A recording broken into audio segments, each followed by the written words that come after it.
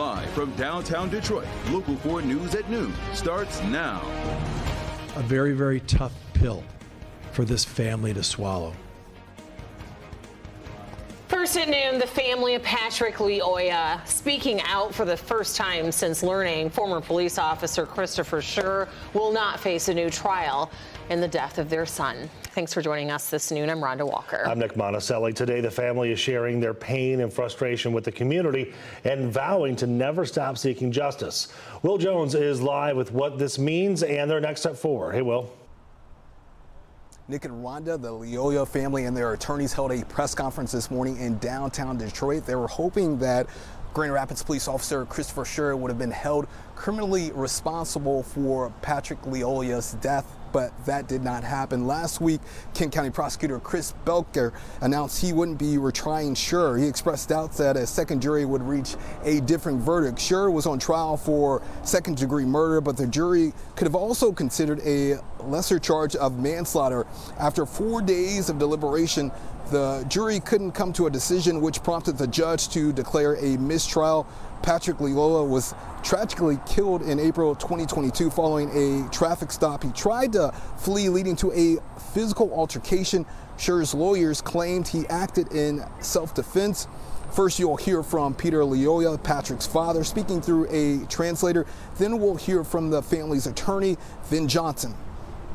Right now, my heart is broken. All the supporter, their heart is broken. All the family that was standing with us, their heart is broken. I'm bleeding, I'm crying inside. This is yet another blow to the family where criminal law justice has failed them.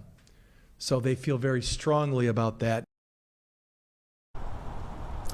So Vin Johnson thanked Becker for putting forth these charges in the first place. He said it was a difficult decision, so he understands that, but he is representing his clients and he believes that a second trial should happen. So this has been very difficult for this family. So this criminal process is now over, but the family has filed a civil lawsuit, so we're going to continue to follow that. We are live this noon. Will Jones, Local 4. All right, Will, thank you very much.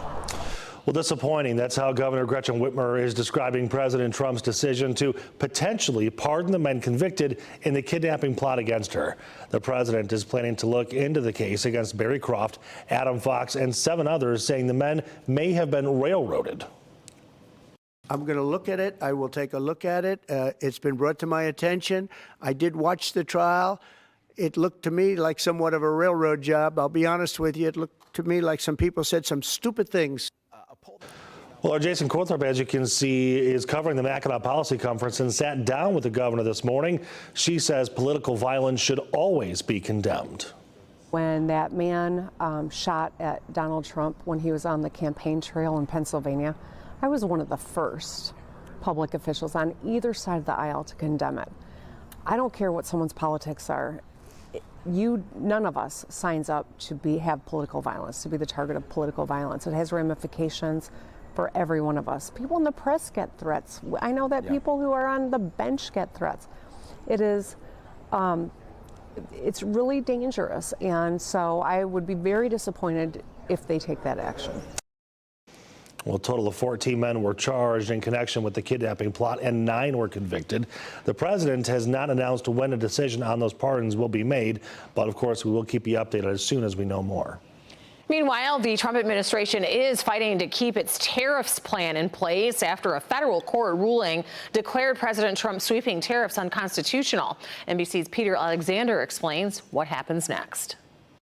Overnight, a federal court slamming the brakes on President Trump's sweeping tariffs. It's our declaration of economic independence. The U.S. Court of International Trade ruling that the president does not have the authority to impose those steep tariffs on allies or adversaries.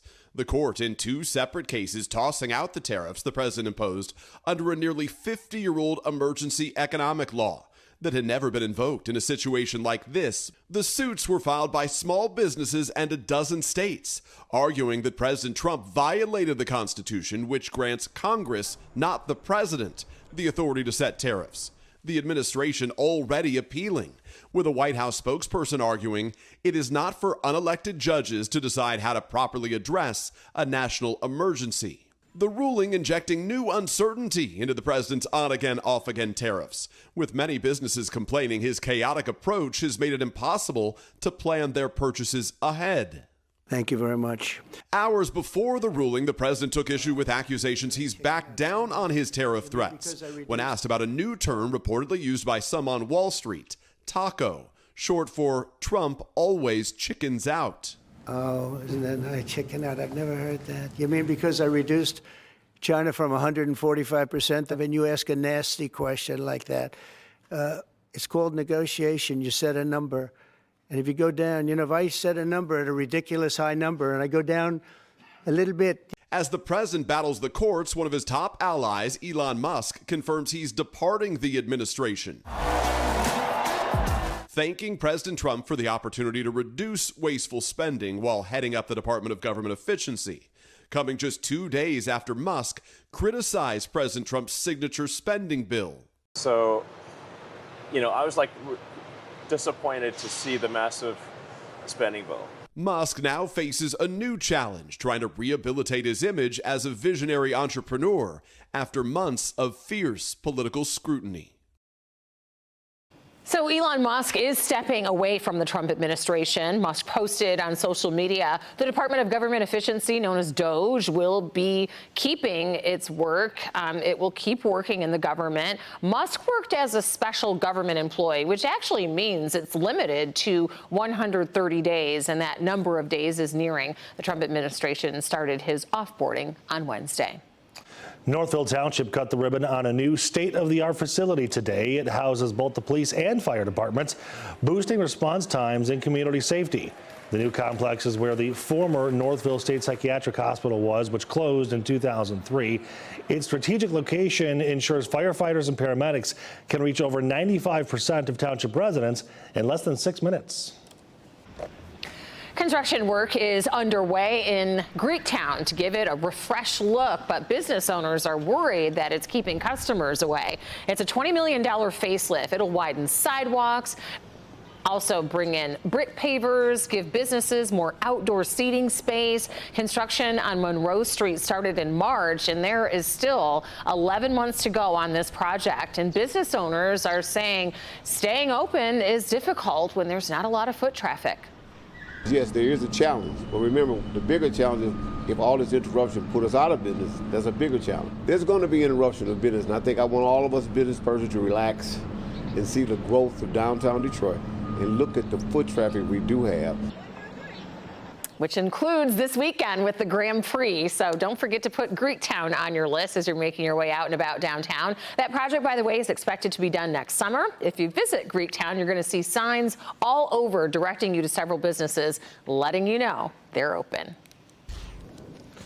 Well, Ron, let the gearing up for the biggest racing weekends of the year. I think everyone knows about this, right? Yeah. Taking a live look from across the river thanks to our friends over in Windsor. In less than 24 hours, the Detroit Grand Prix is kicking off, and Ashley teed up a beautiful forecast for this weekend. Hey, Ash. Hey there. Yeah, overall, not too shabby. I mean, there's a chance for some showers on Friday, but the way this times out, this is more impactful for the evening going into the early part of Friday night. So we spend the bulk of the day on Friday dry and in the upper 70s. So we get a nice bump in temperatures, but with that cold front, we will cool off this weekend. But I don't think most folks will complain if you're going to be sitting outside or standing outside at the Grand Prix, where we'll be on either side of 70 with a mix of sun and clouds. And so you could be sweating out there in the 80s, and we'll have those 80s making a comeback. It's just not going to be for the Grand Prix weekend. So 62 degrees right now in the city.